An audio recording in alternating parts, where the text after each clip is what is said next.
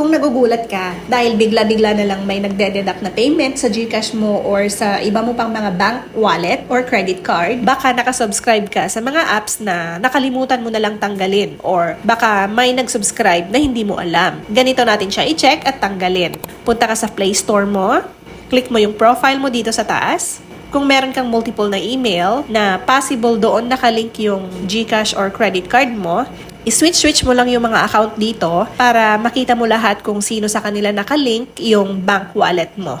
Ngayon, pindutin natin itong payment subscription. Dito sa payment method, makikita mo yung mga credit card or bank wallet mo na nakalink dito sa account or email na ito. Ito yung halimbawa ng sa akin. Meron akong credit card na nakalink dyan. Kung gusto mong tanggalin yan, select mo lang itong More Payment Settings.